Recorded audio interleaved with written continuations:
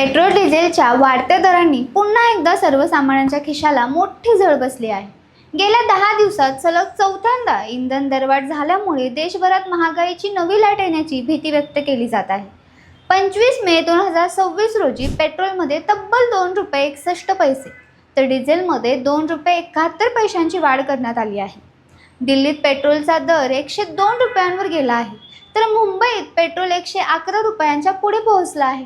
यामागे इराण युद्ध, आंतरराष्ट्रीय बाजारातील कच्च्या तेलाचे वाढते दर, डॉलरच्या तुलनेत रुपयाची घसरण आणि तेल कंपन्यांचे वाढते नुकसान ही मुख्य कारणं सांगितली जात आहेत। नमस्कार, मी किशोरी खांडेकर आणि तुम्ही पाहता अनफिल्टर्ड महाराष्ट्र। आजच्या या व्हिडिओमध्ये आपण जाणून घेणार आहोत की गेल्या 10 दिवसात पेट्रोल डिझेलचे दर इतक्या वेगाने का वाढले, सरकार काय म्हणते, पुढे आणखी दरवाढ होणार का, सामान्य माणसाच्या खिशावर याचा किती मोठा परिणाम होणार आणि जर अशीच परिस्थिती राहिली तर भारतातील महागाई कुठेपर्यंत जाऊ शकते। त्यामुळे हा व्हिडिओ शेवटपर्यंत नक्की पहा, कारण या संपूर्ण प्रकरणामागचं सत्य प्रत्येक भारतीयाने समजून घेणं महत्त्वाचं आहे। कल्पना करा, सकाळी तुम्ही घराबाहेर पडता, पेट्रोल पंपावर जाता आणि कालच्यापेक्षा पुन्हा 2 ते 3 रुपये जास्त पैसे भरावे लागतात। फक्त गाडी चालवणाऱ्यांनाच नाही, तर भाजीवाला, दूधवाला, ट्रक चालक, रिक्षा चालक, शेतकरी, ऑनलाईन डिलिव्हरी करणारे मुलं, बसने प्रवास करणारे नागरिक, प्रत्येकावर याचा परिणाम होणार आहे। कारण भारतात वाहतुकीचा सर्वात मोठा आधार म्हणजे डिझेल आणि पेट्रोल। इंधन महागलं की देशात जवळपास प्रत्येक वस्तू महाग होते आणि म्हणूनच पेट्रोल डिझेलची ही दरवाढ फक्त एक आर्थिक बातमी नाही, तर सामान्य माणसाच्या जगण्याची थेट जोडलेला विषय आहे। गेल्या काही दिवसांचा आकडा पाहिला तर 15 मे 2026 पासून पेट्रोल डिझेल दरवाढीची मालिका सुरू झाली। 15 मे रोजी तेल कंपन्यांनी तब्बल 3 रुपयांपेक्षा जास्त वाढ केली। त्यानंतर 19 मे रोजी जवळपास 90 पैशांची वाढ झाली। मग 23 मे रोजी पुन्हा 87 ते 91 पैशांची वाढ करण्यात आली आणि आता 25 मे रोजी चौथ्यांदा 2 रुपयांहून अधिक दरवाढ झाली आहे। म्हणजे फक्त 10 ते 11 दिवसात पेट्रोल डिझेल जवळपास 7.5 ते 8 रुपयांनी महागला आहे। आता प्रश्न असा पडतो की अचानक इतकी मोठी दरवाढ का होत आहे? याचं सर्वात मोठं कारण म्हणजे मध्य पूर्वेत सुरू झालेला संघर्ष, विशेषतः इराणभोवती निर्माण झालेली युद्धजन्य परिस्थिती आणि स्ट्रेट ऑफ हॉर्मुझ या महत्त्वाच्या समुद्र मार्गावर निर्माण झालेला तणाव। जगातील मोठ्या प्रमाणावर कच्चं तेल या मार्गाने वाहून नेलं जातं, पण युद्ध आणि तणावामुळे पुरवठा साखळी विस्कळीत होण्याची भीती निर्माण झाली आहे। त्यामुळे आंतरराष्ट्रीय बाजारात कच्च्या तेलाचे दर झपाट्याने वाढले। भारत हा आपल्या गरजेचं जवळपास 85% कच्चं तेल आयात करणारा देश आहे। त्यामुळे जगभरात तेल महागलं की त्याचा थेट फटका भारताला बसतो। यामध्ये आणखी एक महत्त्वाची गोष्ट म्हणजे डॉलरच्या तुलनेत रुपयाची घसरण। भारत जेव्हा परदेशातून तेल विकत घेतो तेव्हा त्यासाठी डॉलरमध्ये पैसे द्यावे लागतात, पण रुपयाची किंमत कमी झाली की भारताला त्याच तेलासाठी जास्त पैसे मोजावे लागतात। म्हणजेच दुहेरी फटका, एकीकडे तेल महाग आणि दुसरीकडे रुपया कमजोर। त्यामुळे तेल कंपन्यांवर प्रचंड आर्थिक दबाव निर्माण झाला आहे। सरकारी तेल कंपन्या म्हणजे इंडियन ऑइल, भारत पेट्रोलियम आणि हिंदुस्तान पेट्रोलियम या कंपन्यांना रोज हजारो कोटींचं नुकसान होत असल्याचं काही अहवालांमध्ये सांगितले गेलं आहे। काही रिपोर्ट्सनुसार तेल कंपन्यांना दररोज 1600 ते 1700 कोटी रुपयांचं नुकसान सहन करावं लागत आहे। गेल्या 10 आठवड्यात हे नुकसान 1 लाख कोटी रुपयांपर्यंत गेल्याचंही म्हटलं जात आहे। त्यामुळे कंपन्यांनी ग्राहकांवर दरवाढीचा भार टाकायला सुरुवात केली आहे। आता पाहूया देशातील मोठ्या शहरांमधील आजचे दर। दिल्लीमध्ये पेट्रोल 102.12 रुपये आणि डिझेल 95.20 रुपये प्रति लिटरवर पोहोचला आहे।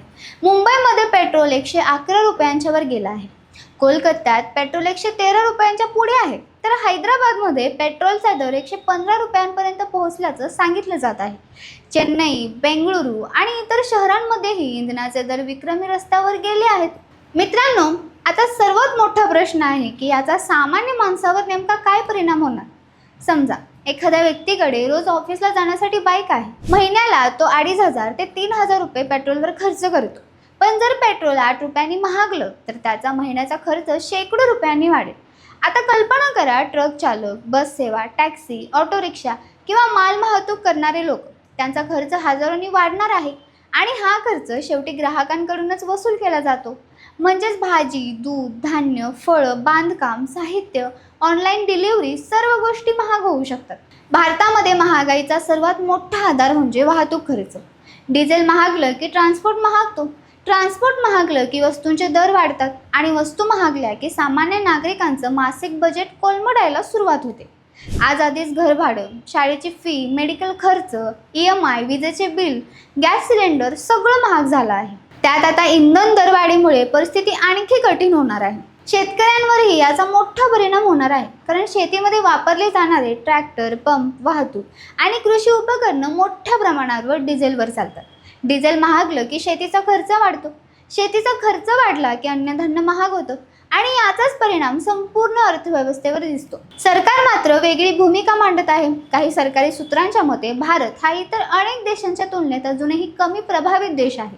सरकारचं म्हणणं आहे की जागतिक परिस्थिती अत्यंत गंभीर आहे आणि तेल कंपन्यांना मोठं नुकसान सहन करावं लागत आहे.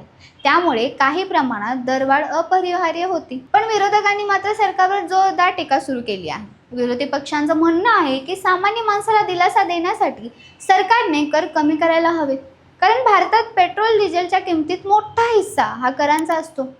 केंद्र सरकारचा एक्साईज ड्युटी आणि राज्य सरकारचा VAT मिळून जवळपास 45 ते 55% किंमत करांमध्ये जाते, असं अनेक अभ्यासांमध्ये सांगितलं गेलं आहे. आता अनेक लोक विचारत आहेत की पुढे काय, आणखी दरवाढ होणार का?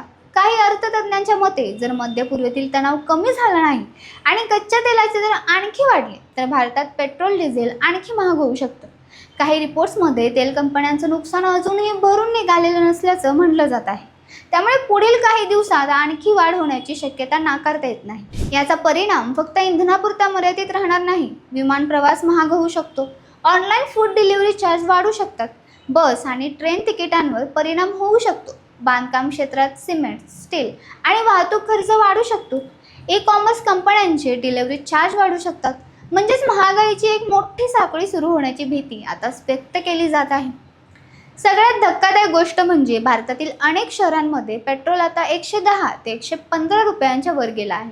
काही राज्यांमध्ये आधीच लोकांमध्ये नाराजी वाढत आहे. सोशल मीडियावर अनेक व्हिडिओ व्हायरल होत आहेत जिथे लोक पेट्रोल पंपावर उभं राहून सरकारविरोधात नाराजी व्यक्त करत आहेत. अनेक वाहन चालकांनी आता गाडीचा वापर कमी करण्याचा निर्णय घेतला आहे. याच दरम्यान इलेक्ट्रिक वाहनाबद्दलची चर्चा पुन्हा सुरू झाली आहे. अनेक लोक म्हणत आहेत की पेट्रोल डिझेलच्या वाढत्या किमती पाहता आता इलेक्ट्रिकल वाहनांकडे वळणं गरजेचं आहे. पण वास्तव हे आहे की भारतात अजूनही EV चार्जिंग स्टेशनची कमतरता आहे आणि अनेक सामान्य नागरिकांसाठी इलेक्ट्रिक वाहनं अजूनही महाग आहेत. आता विचार करा, जर पेट्रोल 120 रुपयांवर गेलं तर काय होईल? जर डिझेल 100 रुपयांच्या वर गेलं तर देशातील ट्रान्सपोर्ट सेक्टरचं काय होईल? छोट्या व्यवसायांचं काय होईल? सामान्य नोकरदार बजेट कसं सांभाळलं जाईल?